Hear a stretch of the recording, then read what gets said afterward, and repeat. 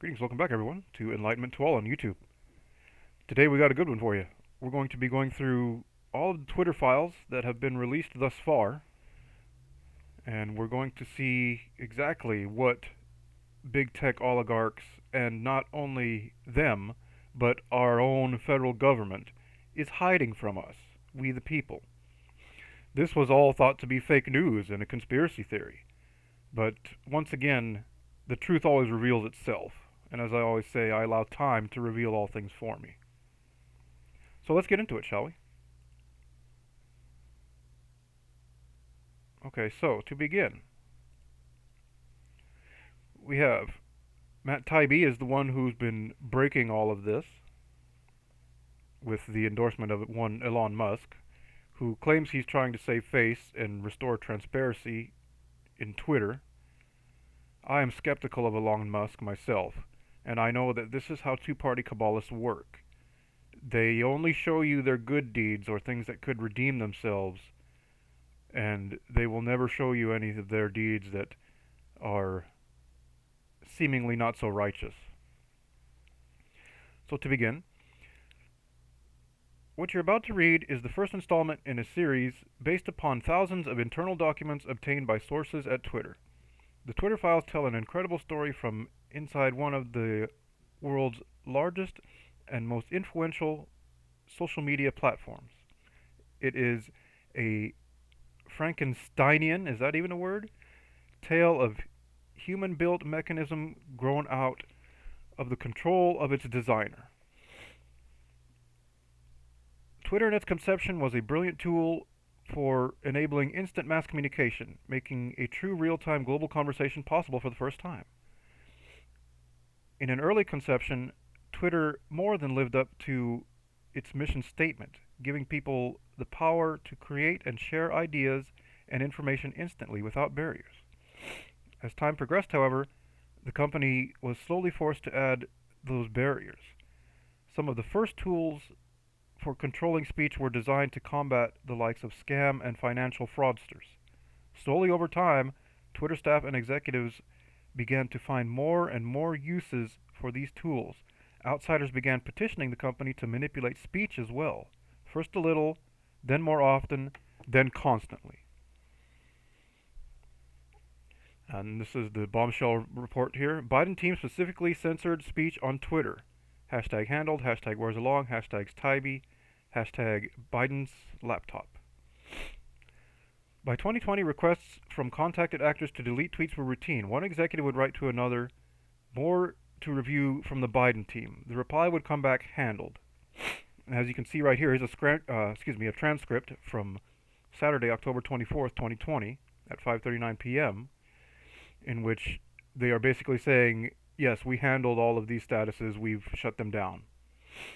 Blatant, illegal suppression of freedom of speech and censorship right here, red-handed.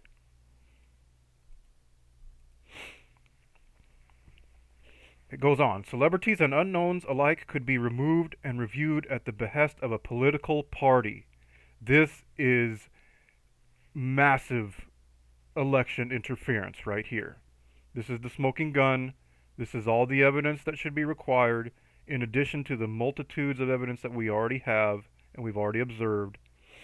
All the liberals still say no, no, no. All the Republicans still say yes, yes, yes.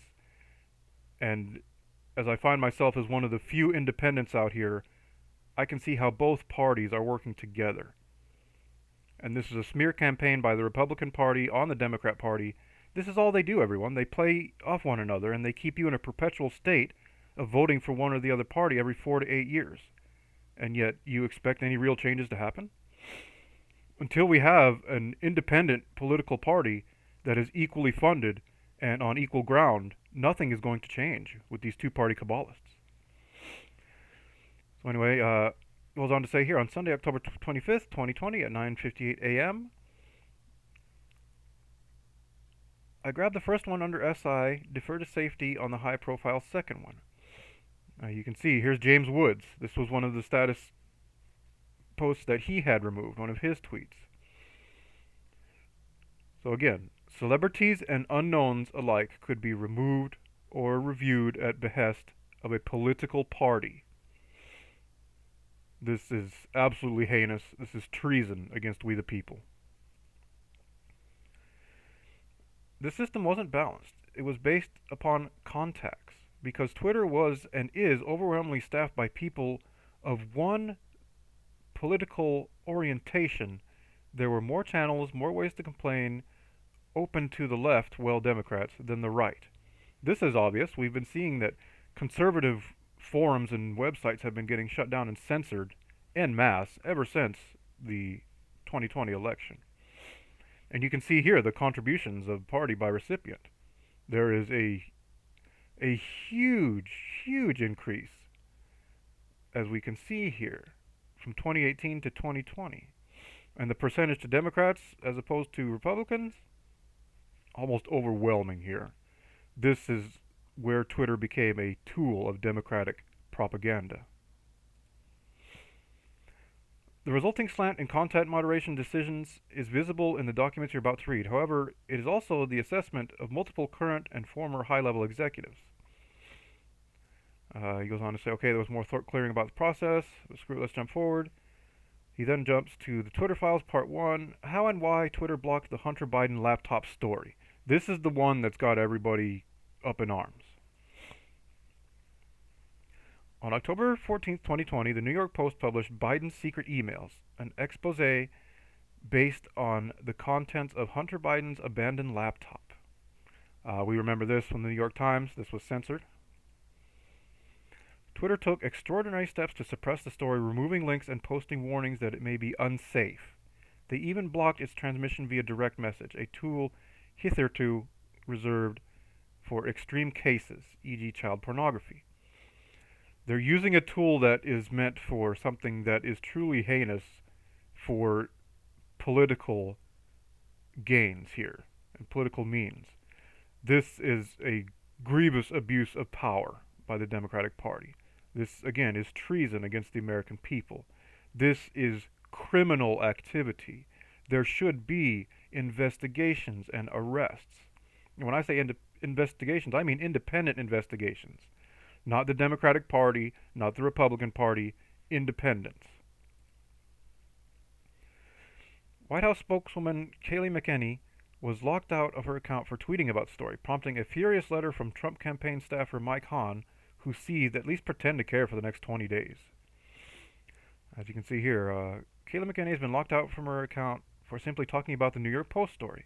All she did was cite the story firsthand, reporting that has been reported by other outlets and not disrupted by the Biden campaign. Disputed by the Biden campaign. I need an answer immediately on how or when she will be unlocked. I also don't appreciate how nobody on this team called me regarding the news that you'll be censoring news articles. Like I said, at least pretend to care for the next 20 days. So the Republicans are calling the Democrats out here on this blatant censorship, obviously showing some type of skepticism here, at least pretend to care for the next 20 days. This led public policy executive Caroline Strom to send out a polite WTF query. Several employees noted that there was tension between the comms policy teams, who had little less control over the moderation, and the safety trust teams. Caroline Strom wrote, "Hi team, are you able to take a closer look here? Thank you." Strom's note returned the answer that the laptop story had been removed for violation of the company's hacked materials policy. How interesting that they have a policy for hacked materials. Twitter was created for this purpose, and I feel all these tools that were used for moderation were inserted with this in mind as Twitter was being founded. And of course they would fly the flag of, no, it's only for child pornography or hate speech or etc. But as we see here, these tools are being used for censorship. Hi Caroline, thanks for reaching out to us. Per checking, the user was bounced by site integrity for violating our hacked materials policy. Adding them here for further insights and guidance. So again, there was no dispute from the Biden campaign about this story that the New York Post published. But now, all of a sudden, they're saying, oh no, this is part of site integrity for violating hacked materials policy. Please. Although several sources recalled hearing about a general warning from federal law enforcement that summer about possible foreign hacks, there's no evidence that I've seen of any government involvement in the laptop story. In fact, that might have been the problem. The decision was made at the highest levels of the company, but without the knowledge of CEO Jack Dorsey, with former head of legal policy and trust Vijaya Gad playing a key role. They just freelanced it, is how one former employee characterized the decision. Hacking was the excuse, but within a few hours pretty much everyone realized that it wasn't going to hold. But no one had the guts to reverse it. This is a fitting parable for the American people right now. No one had the guts to reverse it. This is what's happening to the American people. Nobody has the guts to stand up and to do anything about what's going on. And as for solutions, I will offer my solution once again at the end of this video. And I'll have links in my video description below to all of the content and my independent journalism page, which is covering the Twitter files in full. You can see the confusion in the following lengthy exchange, which ends up including Gad and former Trust and Safety Chief Yoel Roth. Comms official Trenton Kennedy writes, "I'm struggling to understand the policy basis for marking this as unsafe." There is no policy basis. It's just a bunch of garbage that Twitter's trying to say and cover up their democratic masters who are pulling their strings. Goes on to read here, in my post-Hunter Biden laptop article, Privileged and Confidential, our teams continue to investigate the origins of the material included in the reporting. Trenton Kennedy, I'm struggling to understand the policy basis for marking this as unsafe. I think the best explainability argument for this externally would be that we're waiting to understand if this story is the result of hacked materials. We'll face hard questions on this if we don't have some type of solid reasoning for marking the link unsafe. Goes on, Katie Roseborough, will we also mark similar stories as unsafe? Of course, this is sparking a whole bunch of questions now. What are you really doing here, Twitter? What's going on? We need more information. By this point, everyone knew this was fucked, said one former employee. But the response was essentially to err on the side of continuing to err. Yoel Roth goes on to state, the policy basis is hacked materials, though as discussed, this is an emerging situation where the facts remain unclear. Given the severe risks here and lessons of 2016, we're erring on the side of including a warning and preventing this content from being amplified. Gad goes on to say, what is the warning that will come up? Roth responds, when you click the link, you'll see the generic unsafe URL messages. References spam, malware, and violations of Twitter rules. Not ideal, but it's the only thing we have. Listen to what they're saying here, everyone. This is jerry-rigging censorship, if you will. Ian Plunkett responds, whatever we do in the comms, this will become a bias claim for Jack pre-hearing immediately. Let's make it clear we're proactively but cautiously interpreting this through the lens of our hack materials policy and allowing the link with a warning and significant reduction of spread. To sum it all up, election interference, hiding the truth from we the people. The FBI continues to shield the Biden administration and the Biden crime family in the name of national security because they know once we the people find out how heinous and corrupt it all is, we're going to do something. And again, I'll offer my solution at the end of this video, which I still feel is the only solution that can ever work, as civics and protests are going nowhere, and pathetic slaves think they're doing something. Former VP of Global Comms Brandon Borman asks, can we truthfully claim that this is part of the policy? As you can see below here. To which former Deputy General Counsel Jim Baker again seems to advise staying the non-course because caution is warranted. He goes on to state here that the caution is warranted, and they cite the owner of the repair shop that Biden turned the laptop into. A fundamental problem with tech companies and content moderation, many people in charge of speech know or care little about speech and have to be told the basics by outsiders. To wit, you have unqualified, uneducated people in positions of content moderation with controlling interests. And proving it right here, Ro Khanna wrote, generating huge backlash on Hill RE speech. Happy to chat if you're up for it.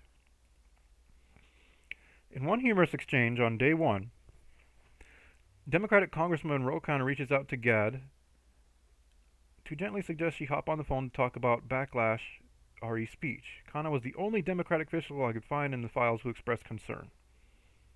This is the Democrats trying to conduct damage control now, as they know they're being put into jeopardy here, all their little corruption and secrets. And you can see the response here that Vijaya Gad offered.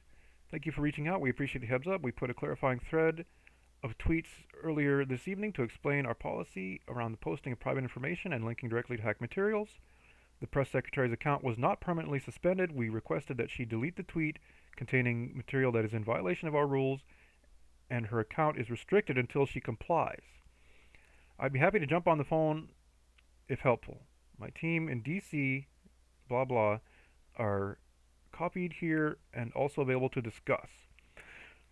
Now, if this was Jennifer Psaki, who was the press secretary at this time, none of these conversations would be happening at all.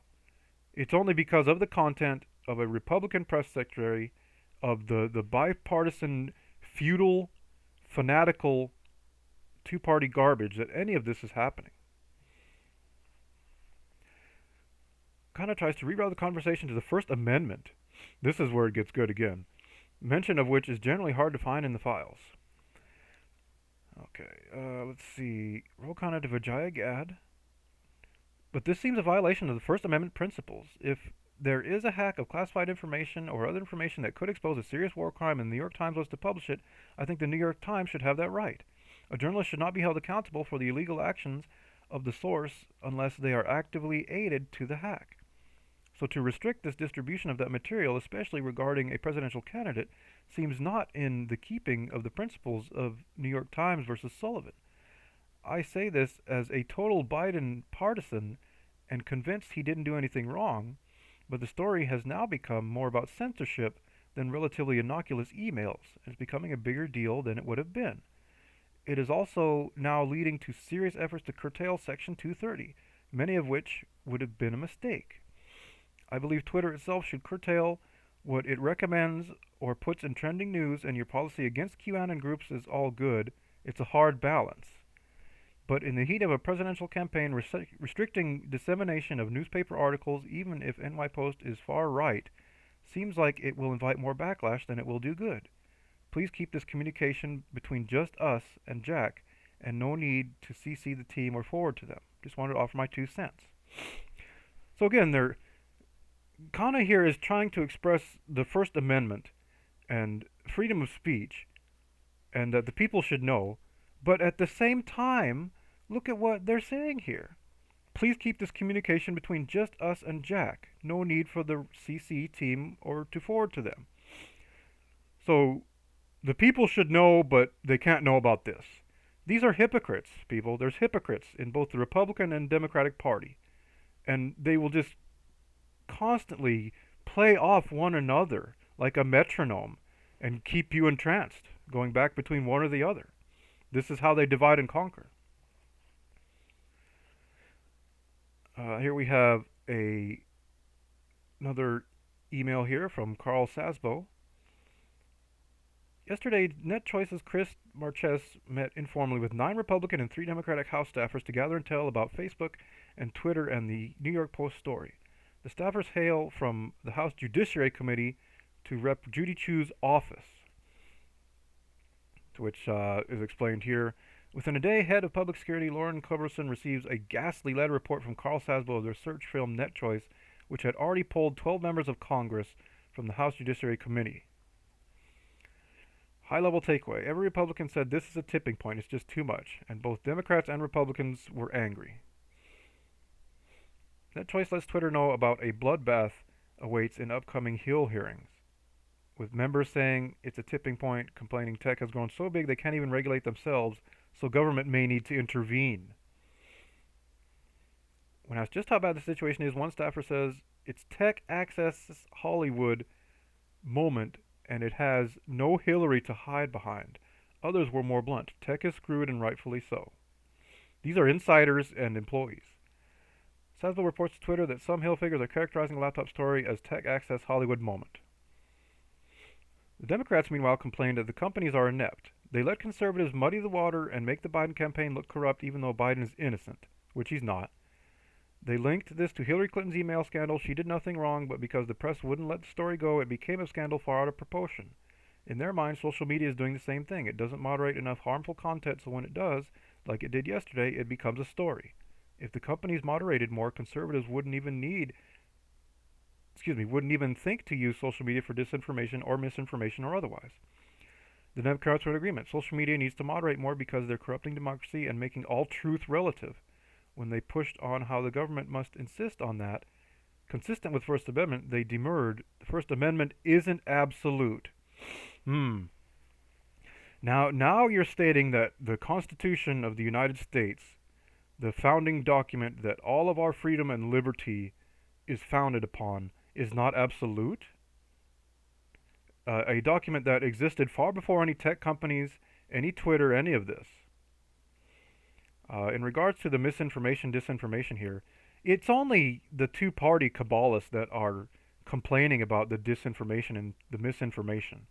A true intellectual will be able to use disinformation to compare it to other forms of current journalism, of history, of following the money, and you can pretty easily discern what is going on if you have the intelligence to be able to look into more than one source of information. So in my mind, in an intellectual's mind, a truly intellectual's mind, disinformation and misinformation are tools that are as valid as any type of information. It's another perspective. And when you compare it with other forms of journalism and history and civics, as I said, it's not hard to see the bigger picture of what's going on here.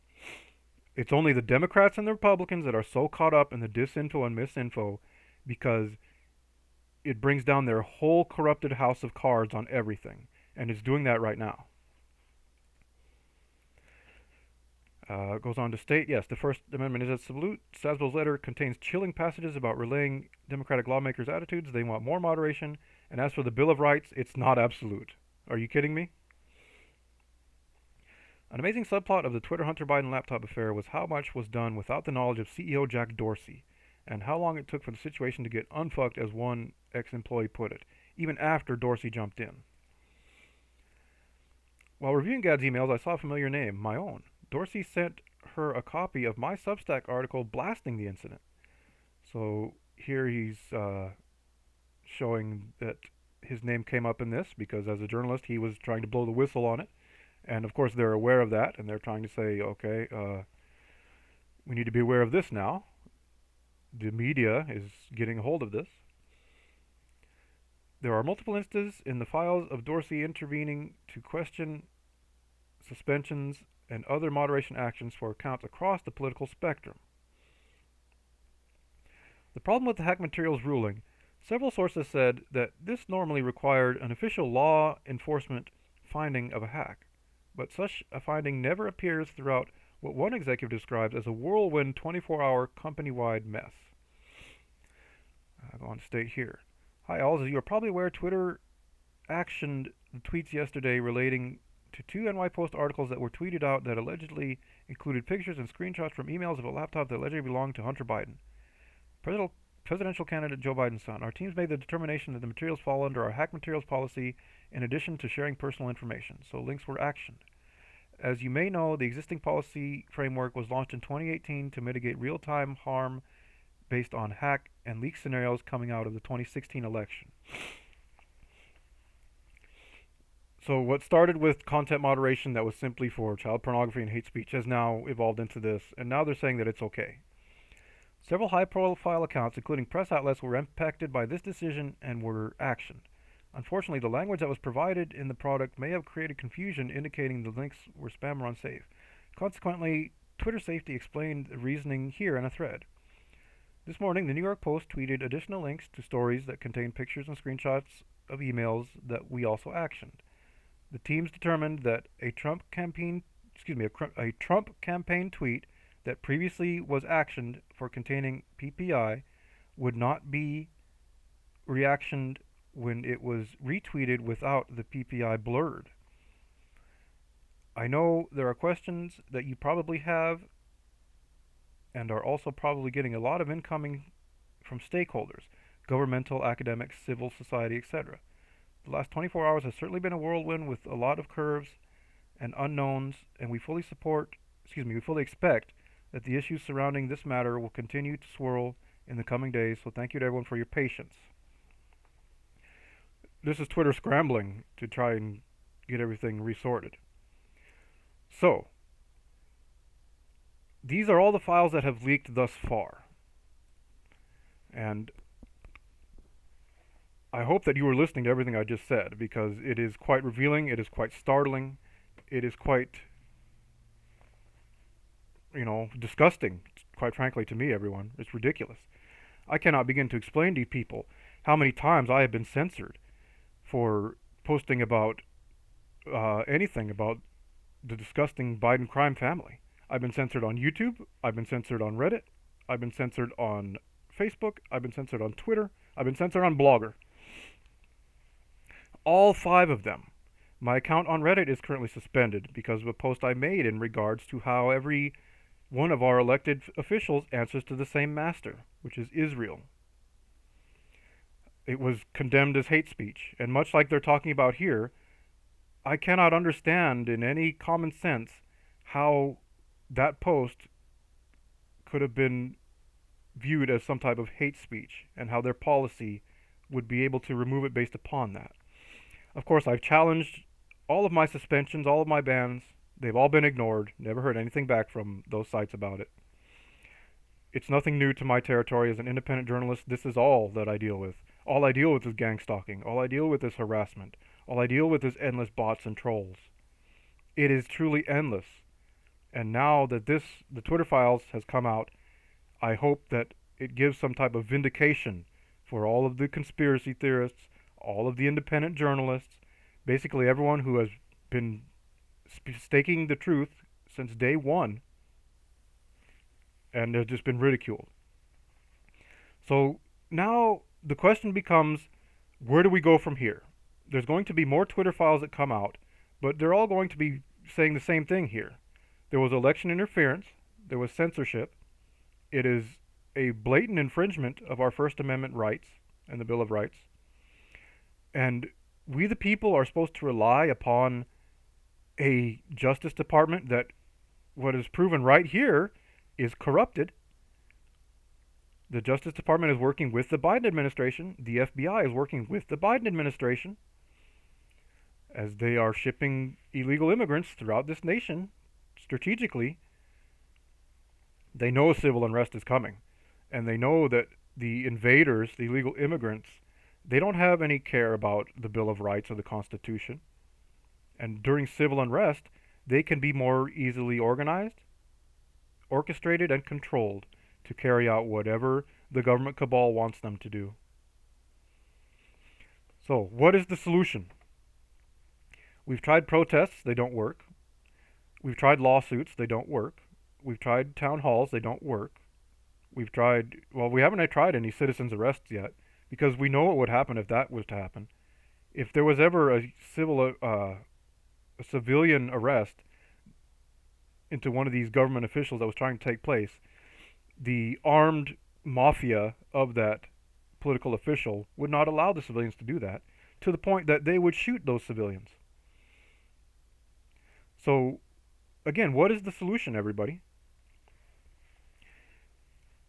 If we look for a solution legally, which is the only thing that's ever going to be accepted by ethics and morality, which again the government cabal has zero of, but we the people are trained from birth to have. They teach us about ethics so that they can use them against us. We would have to go to the Constitution. The Constitution states that there are 2 options for we the people in light of government, federal, judicial corruption. And those options are grand jury, and by grand jury I mean that we the people can assemble our own grand jury of citizens and well-regulated militia. Well-regulated militia means that we're going to have our own armed guard if we're going to be able to enforce anything, if we're going to be able to enforce a civil trial and bring these corrupted lawmakers to the civil trial. They have their armed mafia Gestapo, so we're going to need our own as well. The founding fathers knew this. And legally, the only option we people have at this point is grand jury and well-regulated militia. When we the people finally realize this, then we are ready to begin taking back our sovereignty, and rather than justice as we have known it to be blind in the courtrooms of corruption, we remove the blinders from justice, and we take justice back into our own hands as civilians. Because as of right now, we the people have no means of enforcing justice of our own. We were all tricked into signing all of that over to the federal government and into their fraternal police force. FOP.net, everyone. Every policeman, every police officer is a fraternal cultist. And they all wear uniforms, and they all take their oath to God and country. Just like all politicians wear uniforms and take oaths. Just like all doctors wear uniforms and take oaths. These are all Kabbalists and cultists, and they are practicing their craft on all of you. And they will continue to do so, because they think you're all stupid. And indeed, the sad truth is that many people are stupid, and they don't know the law, and they don't know the truth, and they don't know how to protect themselves. When you get arrested, what happens? You go to jail, you're given a public defender, or you hire a lawyer. Or basically you have no hope in the courtroom. This, again, was the people handing over their rights to fraternal Kabbalists. If that was ever to happen to me, I would represent myself in the courtroom. I would not dare take any public defender or any lawyer, because I know the law, and I know how to represent myself. And that is what they fear the most. So, when we the people finally get organized to the point where we have grand jury, and we have well-regulated militia, the next step is to begin subpoenaing all these lawmakers, going to our local city councils, and then going to the Capitol and saying, we the people are done. We are exercising our God-given rights via the Constitution to grand jury and to well-regulated militia to begin to hold our government officials accountable. It's been proven that they are corrupted. We can prove this. We can't prove it in your court of law because your court of law is corrupted and it's supporting the same corruption. We need to bring it into our own court of law, a civilian court by we the people, a grand jury by we the people. So that begins to happen, and then eventually everyone's going to come to realize the point. There is no reasoning with the federal entity. They won't be accepting any subpoenas. We can't rely on our police, our system of justice, our state laws. We can't rely on any of that. They've all become corrupted. So then what do we do? At that point, the answer becomes simple, everyone, and it's the same answer that I have been proclaiming for the past 3 years. The answer is a peaceful armed occupation of every corrupted institution. And when I say peaceful, I mean we know who's going to start firing first. It's not we the people who fire first.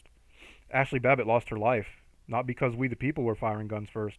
It's always the government. It's always the police. It's always the cultist cabal that shoots first. And once that first shot is fired, there's no going back from that.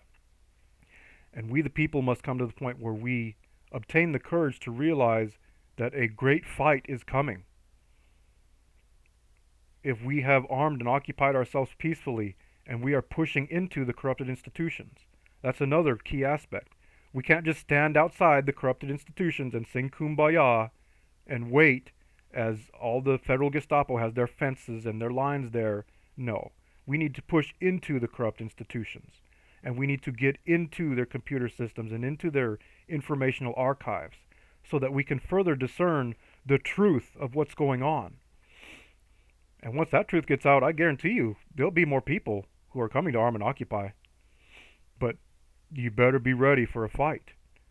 If the Gestapo was to fire upon your people and your people are falling, it's time to separate the men from the boys right there. My people won't run away. My people will continue pushing into the corrupted institution until we have secured what we have aimed ourselves to secure. We're not going to run away when we're beaten or gassed or shot by the Gestapo.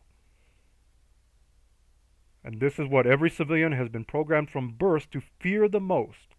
The only singular option that can ever work for we the people to obtain complete freedom and liberty from cabalists, from monarchies, from federal entities, and from cultists has always been revolution. That's how it happened in the first place in 1776. But ever since January 6th, you've all been programmed to become cowards, to fear the only option. So, again, I allow time to reveal everything for me, everybody. I've been saying this forever, and everyone tries to ask, well, why aren't you doing it? I can't do it alone. I am an active lobbying constituent of my district. I have been to our capital of Olympia. I have lobbied our lawmakers and looked them in the eyes and seen how just purely corrupted that they are. As lobbyists take days, weeks out of their time to travel to state capitals, and our lawmakers know that they're coming, they know the dates that the lobbyists are going to be there, but they can't even be present. They're not even present to hear us. We have to speak to their aides, who may or may not be taking valid notes on what we're trying to lobby for. It's all corrupt, everybody. And the truth brings down the entire corrupt house of cards.